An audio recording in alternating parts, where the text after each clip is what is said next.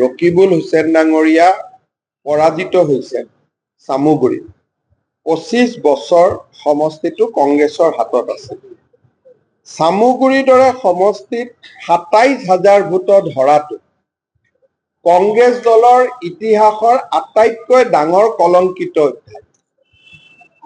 27,000 vote চামুগুৰিৰ দৰে সমষ্টিত হৰাটো এইটো ভাৰতীয় জনতা পাৰ্টিৰ বিজয় যিমান তাতকৈ কংগ্ৰেছৰ পৰাজয় বেছি, যে এটা ডাঙৰ কলংকিত অধ্যায়।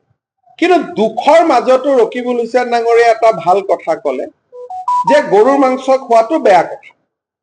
সেইটোৱেতো ক'লে তেওঁ, যে কংগ্ৰেছে বিজেপিয়ে গৰুৰ মাংস খুৱাই ইলেকশ্যন জিকিব, সেইটো বেয়া কথা। তাৰমানে মই প্ৰশ্ন কৰিম, ইমান দিন চামুগুৰিত কংগ্ৰেছে গৰুৰ মাংস খুৱাই জিকাই আছিল নেকি? তেওঁতো চামুগুৰি সমষ্টিটো ভালকৈ জানে। তাৰমানে চামুগুৰি ইলেকশ্যন গৰুৰ মাংস খুৱাই জিকিব পাৰে নেকি?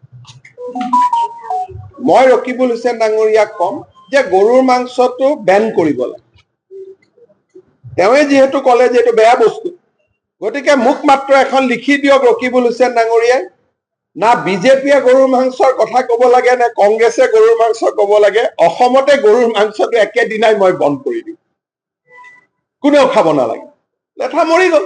গতিকে ভূপেন বৰা ডাঙৰীয়াক মই এখন চিঠি লিখিম, তেওঁক মই সুধিম যে আপুনি যদি সঁচাকৈয়ে গৰুৰ মাংস বন্ধৰ পোষকতা কৰে ৰকিবুল হুছেইন ডাঙৰীয়াৰ লাইনত, মোক খালি জনাই দিয়ক, মই অহা বিধানসভাত টোটেল গৰুৰ মাংস বন্ধ কৰি দিম।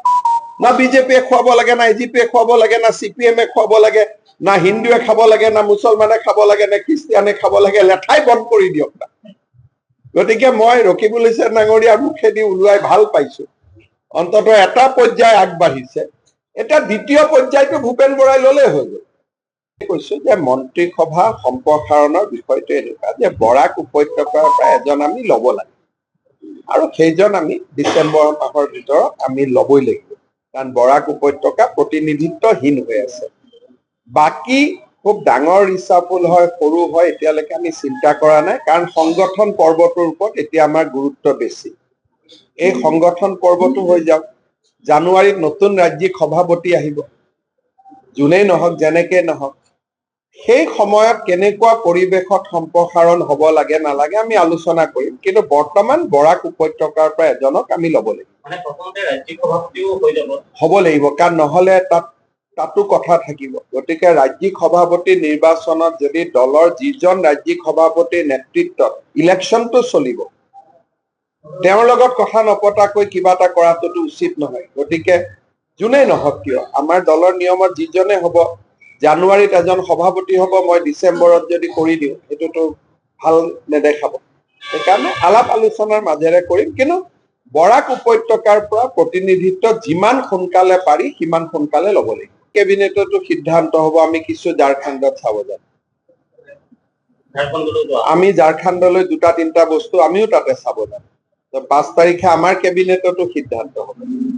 আমাক চালেতো আমি ভালেই পাম, কাৰণ আমাৰ ইমান কাম হৈছে। কিন্তু তেওঁলোকৰ তাতো আমাৰ 2টা প্ৰতিনিধি মণ্ডল যাব, তেওঁলোকেতো এটা পঠিয়াইছে, আমাৰ 2টা প্ৰতিনিধি দল যাব 2টা বিশেষ বস্তু চাবৰ কাৰণে। গতিকে 5 তাৰিখে আমাৰ কেবিনেট হ'ব, তাতে আমি সিদ্ধান্ত ল'ম। ক'লো যে তেওঁলোকে আমাক চাব আহিব, আমিও তেওঁলোকক চাব যাম, কথাটো ইমানেই আৰু। প্ৰথম সংগঠন পৰ্ব আমি কৰিলো প্ৰাথমিক সদস্য, 63 লাখতকৈ অধিক আমি প্ৰাথমিক সদস্য খুব ধুনীয়াকৈ কৰিব পাৰিছো। প্ৰাথমিক সদস্য পদৰ পৰা দ্বিতীয় পৰ্যায়টো হ'ল এক্টিভ মেম্বাৰ। এক্টিভ মেম্বাৰ আমি 67,000 আমি এক্টিভ মেম্বাৰ কৰিলো। এজন এক্টিভ মেম্বাৰ হ'বৰ কাৰণে তেওঁ প্ৰাথমিক সদস্য আগতে মিনিমাম 10 জন কৰিব লাগিব। 67,000 আমি সক্ৰিয় সদস্য কৰিলো।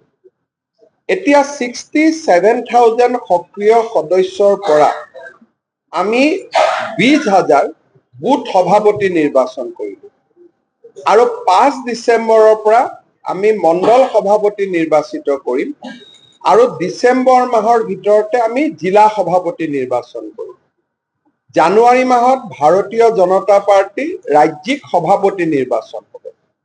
আৰু এই ধৰণে প্ৰাথমিক সদস্য, এক্টিভ মেম্বাৰ, বুথ, মণ্ডল, জিলা, ৰাজ্যিক এই পৰ্যায়ত গৈ গৈ আমাৰ দলে এজন নতুন ৰাষ্ট্ৰীয় সভাপতি লাভ কৰিব। এই বিশাল সংগঠন পৰ্ব খুব ধুনীয়াকৈ দেশত পৰিচালনা হৈ আছে। অসমতো আমাৰ ৰাজ্যিক সভাপতি ভৱেশ কলিতা আৰু আমাৰ প্ৰভাৰী হৰীশ দ্বিবেদীজীৰ নেতৃত্বত খুব সুন্দৰ কৰি পৰিচালনা হৈ আমি বুথ পৰ্যায়টো আজি পাৰ কৰিলো। এতিয়াৰ পৰা মণ্ডল পৰ্যায় আমাৰ আৰম্ভ হ'ব, মণ্ডলৰ পিছত জিলা পৰ্যায়ত সম্ভৱে নহয় ইমান ডাঙৰ ইলেকশ্যন। মোৰ অতুল বৰা ডাঙৰীয়াৰ লগত ইতিমধ্যে কথা হৈছে, ইলেকশ্যনত যিটো এলায়েন্স হ'ব সেইটো সমষ্টি পৰ্যায়ত হ'ব। আগতেও তেনেকে হৈছিল, এতিয়াও তেনেকে। বিপিএফ নেতা খাম্পা বৰগীয়াৰে কথা মোক ব্যক্তিৰ কথা নকওঁ।